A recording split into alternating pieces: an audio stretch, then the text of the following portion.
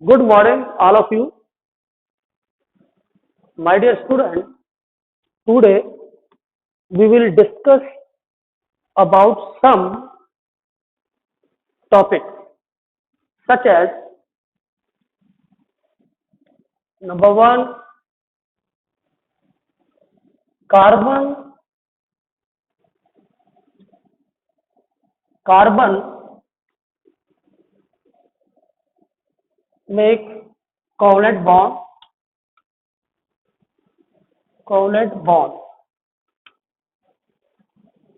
and second,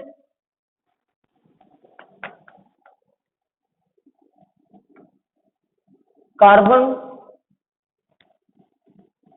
is tetravalent.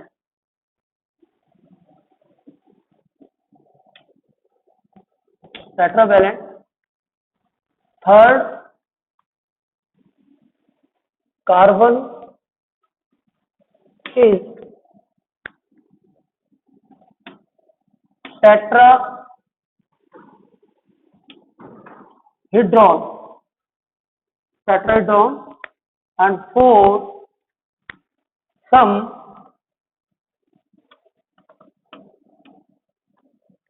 example of formation of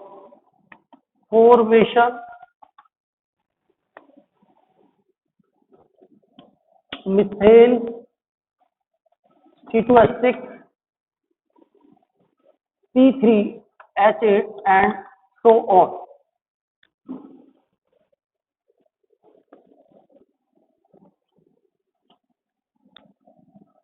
First topic is carbon makes covalent compound. As we know very well, the reactivity of the element depend on how easily element complete their outermost orbit. I mean to say valence shell. This valence shell complete by generally 8 electron.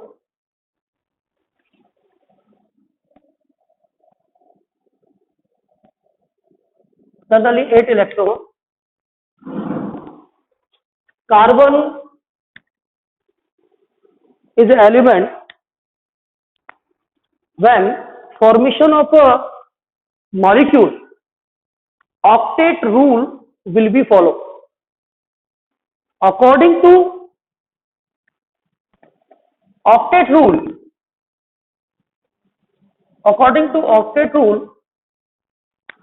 during the formation of a molecule, atom complete their outermost orbit generally with 8 electrons and attain a stable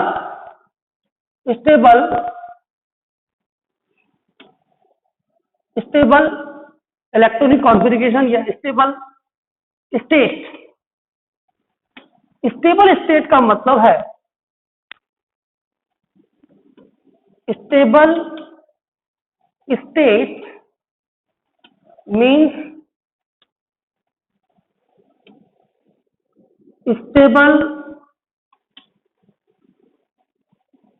electronic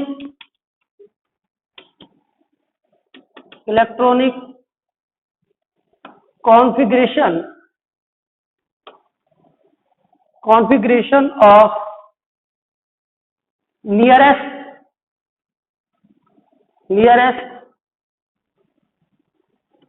noble gas.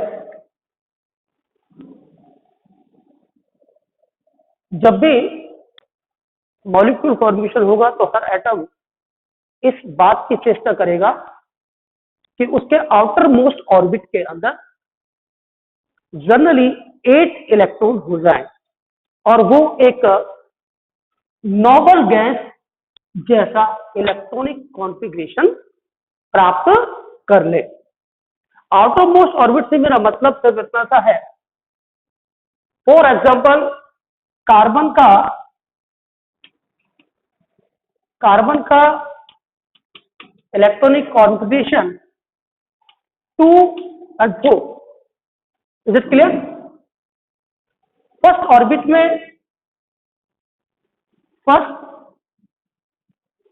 Orbit में 2 electron और outermost orbit, it is also known as a valence shell, और इसमें बच्चों कितने electron है? 4। कितने electron है? 4।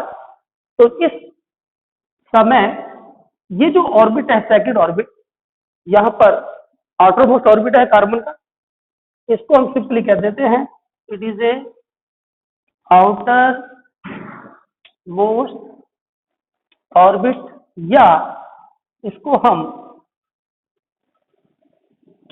Valence shell भी कह देते हैं।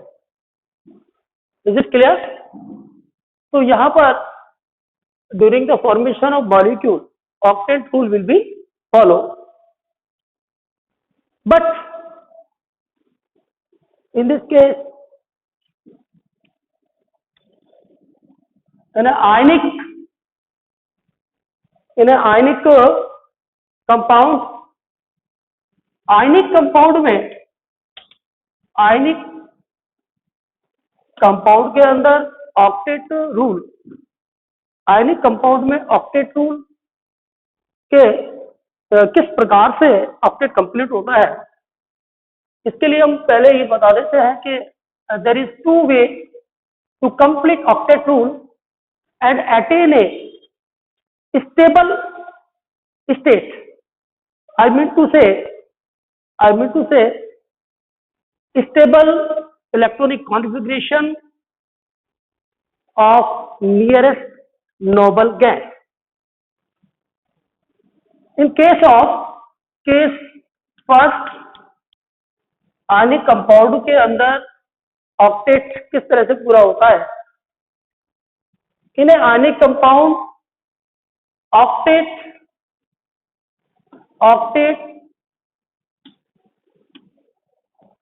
octet complete by transfer of electron between atoms of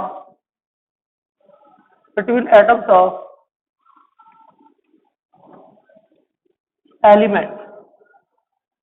बच्चों यदि प्रीवियस क्लास में यदि आपने ध्यान दिया एलिमेंट, बच्चों इन प्रीवियस क्लासेस में आपने यदि ध्यान हो आपको, आपने formation of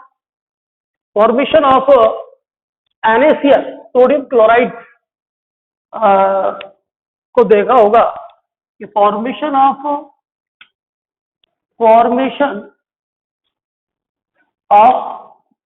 NaCl, it is A ionic compound. अगर आप देखेंगे तो यहां पर आप देखेंगे कि आउटर मोस्ट ऑर्बिट में 8 इलेक्ट्रॉन के 100% ट्रांसफर पर डिपेंड करता है। जैसे for example NaCl, it is a neutral atom of sodium element, या इसको कभी कभी हम जनरली सिर्फ सोडियम एटम कह देते हैं। It is a neutral atom because of there is a number of proton equal to number of electron. As you know very well, atom is a electrically neutral. तो यहां पर अगर इसका electronic configuration देखें तो इसमें proton 11, means Z is equal to 11, or electronic configuration is that 281. If sodium atom lose one electron, then this neutral sodium atom convert into sodium ion. It is a sodium ion. तो बच्चों यहां पर जितने electron कोई भी atom निकालेगा उतना ही positive charge उस पर आ जाएगा। Is it clear? क्लोरीन के केस में यदि आप देखें, it is a neutral atom of the chlorine. Electronic configuration is that Z is equal to 17. So electronic configuration is 287. When this atom gain one electron and convert into negative ion, I mean to say chloride ion, it is a chloride ion. Okay, जैसे ही ये ions formation होते हैं वैसे ही ये Na positive ion और chlorine का negative ion मिल जाते हैं, और मिलते ही NaCl का फॉर्मेशन हो जाता है, सोडियम क्लोराइड। बच्चों यदि यहां थोड़ा सा आप देखें कि सोडियम आयन के इलेक्ट्रॉनिक कॉन्फ़िगरेशन को यदि देखें कि इसका ऑक्टेट कंप्लीट हुआ है या नहीं हुआ, आउटर मोस्ट ऑर्बिट में 8 इलेक्ट्रॉन है या नहीं है, तो जरा देखिए यहां पर एक इलेक्ट्रॉन निकलते ही यहां पर इसका इलेक्ट्रॉनिक कॉन्फ़िगरेशन हो जाता है 2 8, पहले ऑर्बिट में 2 और आउटर मोस्ट ऑर्बिट में 8 इलेक्ट्रॉन। ठीक ऐसे ही यहां पर यदि क्लोरीन के केस में देखें, इसका इलेक्ट्रॉनिक कॉन्फ़िगरेशन था 287, एक इलेक्ट्रॉन इसने गेन किया और नया कॉन्फ़िगरेशन हुआ इसका 288, यानी कि यहां पर इसका आउटर मोस्ट ऑर्बिट में कितने इलेक्ट्रॉन आ गया बच्चों? 8। तो ऑक्टेट कंप्लीट हो गया during the formation of the molecule, और अब ये बनने वाला जो सोडियम क्लोराइड का मॉलिक्यूल है वो कैसा हो गया? स्टेबल। उसमें स्टेबल हो गया और उसने नियरेस्ट जो नॉबल गैस है उसके जैसा इलेक्ट्रॉनिक कॉन्फ़िगरेशन को प्राप्त कर लिया। ये नियरेस्ट कौन सी गैस है? इसके नियरेस्ट गैस है नियोन। Is it clear? तो इस तरह से हमने देखा कि during the formation of molecule octet rule will be followed. According to this rule, every atom attains 8 electrons in outermost orbit. There is only two ways. Number one, in a ionic compound, 100% transfer of the electron and complete the octet. In second case 2, in a covalent compound,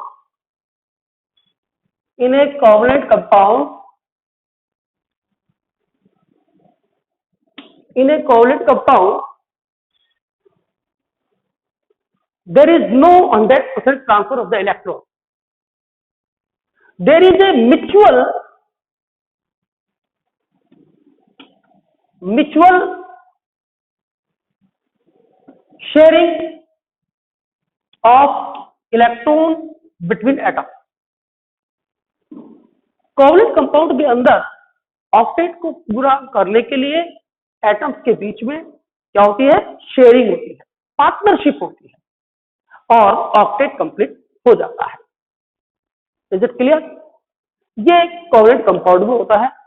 अगर हम specially carbon के case में हम देखें, अगर हम specially carbon के case में हम देखें बच्चों, तो आपको मालूम पड़ेगा कि जैसा as you know very well, according to electronic configuration of in case of carbon, अगर कार्बन का इलेक्ट्रॉनिक कॉन्फ़िगरेशन हम देखें,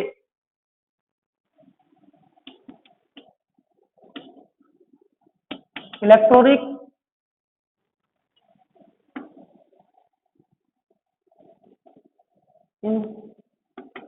देखें तो कार्बन का इलेक्ट्रॉनिक कॉन्फ़िगरेशन होता है 2, 4। फर्स्ट ऑर्बिट में 2 electron according to n square formula, and second orbit जो कि इसका आउटर मोस्ट ऑर्बिट होता है उसमें 4 इलेक्ट्रॉन होते हैं। During the formation of molecule, इस समय कार्बन के आउटर मोस्ट ऑर्बिट में यदि हम डायग्राम से देखें तो यहां पर अगर हम देखें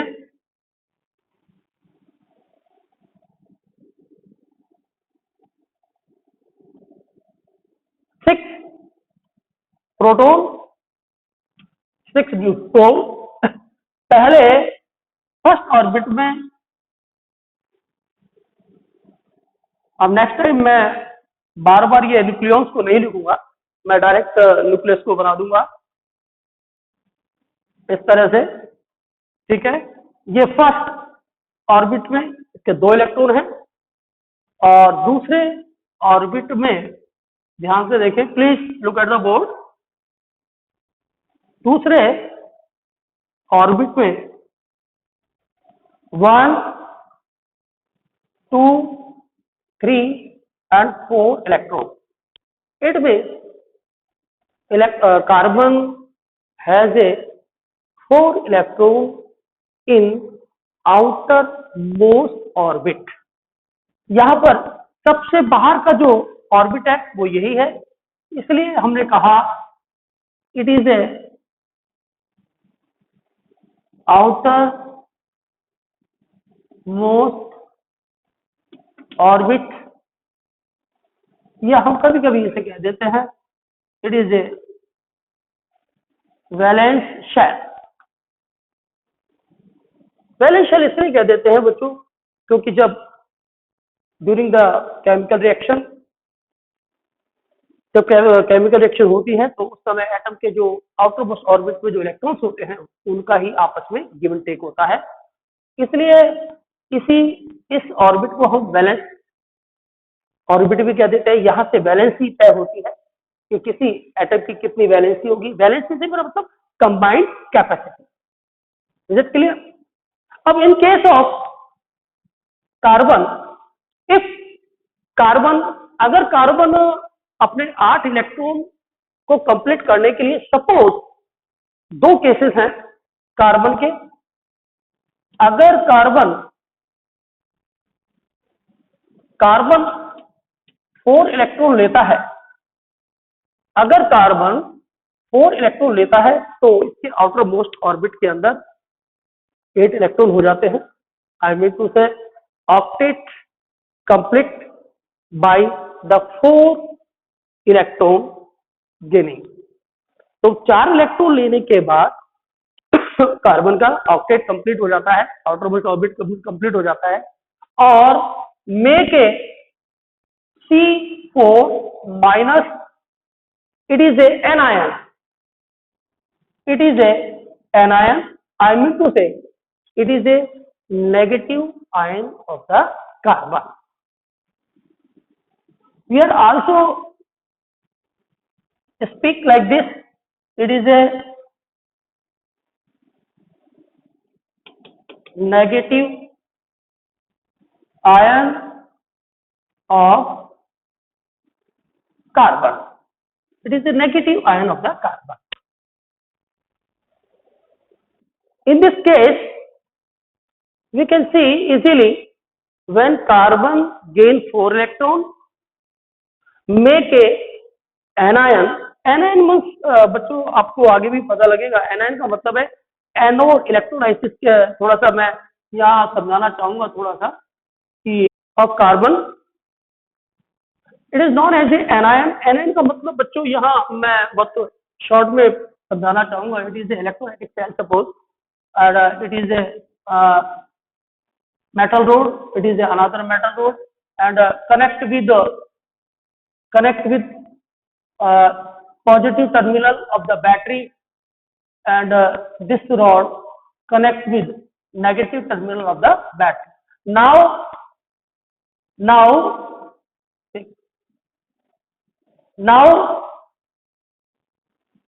this rod is known as a positive electrode, it is a negative electrode, and also known as the anode, or it is a cathode. तो बनने वाला जो नेगेटिव आयन है वो हमेशा एनोड की तरफ जाता है, इसलिए हमने इसको कहा anion. Actually it is a negative ion of carbon. Is it clear?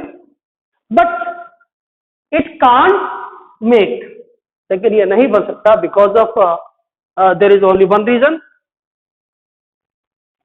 A large amount of energy required to overcome a force of reflection between 4 adding electrons and 6 pre-existing carbon। यहां पर बच्चों ध्यान से देखिए, ऑलरेडी इसके अंदर 4 electron है outer orbit में, और जब इसमें 4 इलेक्ट्रॉन जुड़ते हैं तो बच्चों उस समय यहां पर ऑलरेडी 6 इलेक्ट्रॉन इसके अंदर है और 4 इलेक्ट्रॉन इसमें जुड़ गए हैं। तो ऐसी स्थिति में दोनों के बीच में फोर्स ऑफ रिपल्शन फोर्स काम करता है। इस फोर्स को कम करने के लिए हमें बहुत ज्यादा एनर्जी की आवश्यकता होती है, इसलिए ये एन आयन क्या हो जाता है, अनस्टेबल हो जाता है। तो ऐसी स्थिति में आपने NaCl फॉर्मेशन में आपने देखा कि वहां पर 100% इलेक्ट्रॉन की ट्रांसफरिंग हो गई थी और पॉजिटिव और नेगेटिव आयन बन गए थे। लेकिन यहां पर इस केस में जब ऐसा किया गया या हुआ तो ये पाया गया कि force of attraction will be very high and a large amount of energy required to overcome this force of repulsion, then anion will be unstable and it can't make। तो ऐसी स्थिति में कार्बन का नेगेटिव आयन नहीं बनता है। दूसरे case में यदि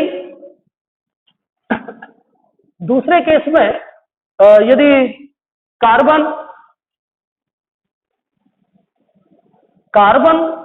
2 इलेक्ट्रॉन कार्बन अगर 4 इलेक्ट्रॉन निकाल दे, लॉस कर दे, तो ऐसी स्थिति में कार्बन का +4 आयन यानी कि इसे हम कहते हैं कैटायन बनता है। आई मीन टू से it is A positive ion of carbon, और ऐसी स्थिति में इसका इलेक्ट्रॉनिक कॉन्फ़िगरेशन हो जाता है like a helium. It is A 0 group gas है। लेकिन ऐसी स्थिति में जो बनने वाला जो कैटायन है, बनने के बाद यहां पर ये भी अनस्टेबल होता है। क्यों? क्योंकि when carbon lost the 4 electron, there is a large amount of energy required to give up the 4 electron, क्योंकि यहां पर 6 प्रोटॉन इन 6 इलेक्ट्रॉनों को अपनी तरफ अट्रैक्ट किया हुआ है। As you know very well, proton have a 1 positive charge और ए यूनिट पॉजिटिव चार्ज, तो 6 पॉजिटिव चार्ज 6 नेगेटिव चार्ज को खींचेंगे, लेकिन ऐसी स्थिति में जब हम 4 इलेक्ट्रॉन निकालेंगे तो उसके लिए हमें बहुत ज्यादा एनर्जी देनी होगी और आप हमारा जो कैटायन है वो कैसा हो जाएगा, अनस्टेबल। तो दोनों ही केस में these both case is very difficult. तो ऐसी स्थिति में ना तो कार्बन का नेगेटिव आयन बनेगा और ना ही पॉजिटिव आयन बनेगा। तो यहां पर ना तो carbon positive ion, I mean to say C4 plus ion, और ना ही नेगेटिव आयन यानी कि C4 माइनस आयन बनाएगा, दोनों केस में नहीं बनाएगा। तो फिर ऐसी स्थिति में कार्बन, एक कंक्लूजन निकल के आया सामने कि कार्बन ना तो पॉजिटिव आयन बनाएगा ना ही नेगेटिव आयन बनाएगा, but there is only one alternate to complete there outermost orbit with 8 electrons. How it is possible? There is only one possibility is there. If carbon shared outermost orbit to other atom, अगर carbon के जो ये 4 electron हैं अगर किसी other atom से वो sharing कर ले तो उसका ऑक्टेट कंप्लीट हो जाता है। फॉर एग्जांपल, कार्बन के आउटर मोस्ट ऑर्बिट के अंदर अभी जैसा मैंने बताया 4 इलेक्ट्रॉन हैं, 1 2 3 एंड 4। दूसरे एटम के रूप में हाइड्रोजन एटम है। अगर कार्बन एक एक इलेक्ट्रॉन की पार्टनरशिप करे, हाइड्रोजन के आउटर मोस्ट ऑर्बिट में कितने इलेक्ट्रॉन होते हैं बच्चों? 1, क्योंकि इसका एटॉमिक नंबर कितना है? 1। तो ऐसी स्थिति में अगर एक एक इलेक्ट्रॉन की पार्टनरशिप हो जाए, अगर एक एक इलेक्ट्रॉन की पार्टनरशिप हो जाए तो ऐसी स्थिति में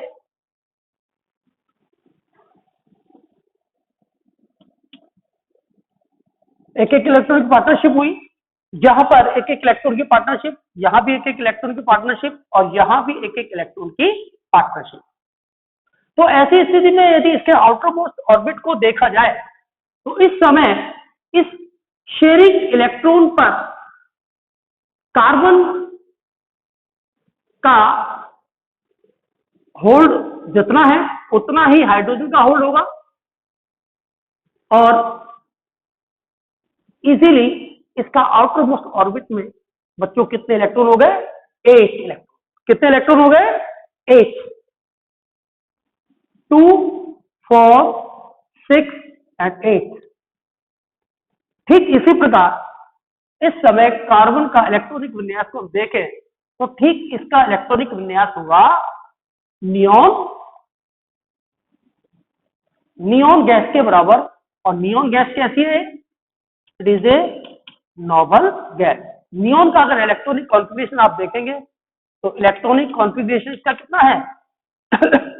कितना है? 2 एंड 8।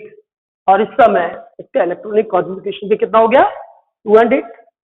और हाइड्रोजन के केस को देखें, हाइड्रोजन के फर्स्ट ऑर्बिट के अंदर अब 2 इलेक्ट्रॉन हो गए हैं और इस पार्टनरशिप पर इसका भी उतना ही अधिकार है जितना कार्बन का था अधिकार।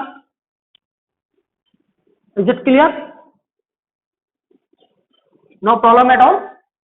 तो यहां पर आप देख रहे हैं कि शेयरिंग के द्वारा ऑक्टेट कंप्लीट हुआ है, या हम कह सकते हैं कि आउटर मोस्ट ऑर्बिट ने नोबल गैस जैसा इलेक्ट्रॉनिक कॉन्फ़िगरेशन प्राप्त कर लिया है। हाइड्रोजन ने, अगर हाइड्रोजन की हम बात करें तो हाइड्रोजन ने helium it is also a noble gas जैसा इलेक्ट्रॉनिक कॉन्फ़िगरेशन प्राप्त कर लिया है। और एक क्या बन गया है, एक मॉलिक्यूल बन गया है, इसे हम सिंपली कह रहे हैं CH4। Is it clear?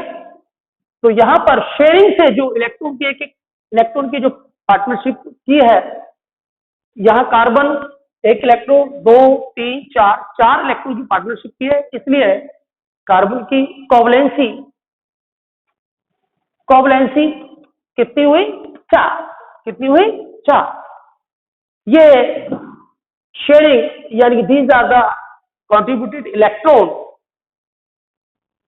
To others atom 4, तो इसका मतलब इसकी कोवलेंस कितनी हुई, 4। और एक एक इलेक्ट्रॉन की पार्टनरशिप से क्या बन गया, एक एक इलेक्ट्रॉन की जब पार्टनरशिप होती है तो एक सिंगल बॉन्ड बनता है,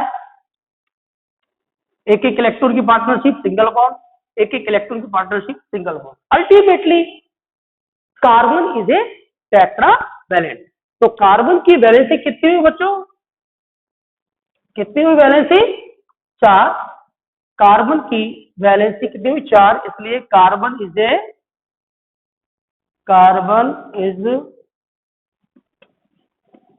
tetravalent. Is it clear? Okay, आज का टॉपिक हमारा यही खत्म होता है। नेक्स्ट टाइम हम आपको फिर क्लास में मिलेंगे और यहाँ से हम आगे बढ़ेंगे। Thanks, have a nice day.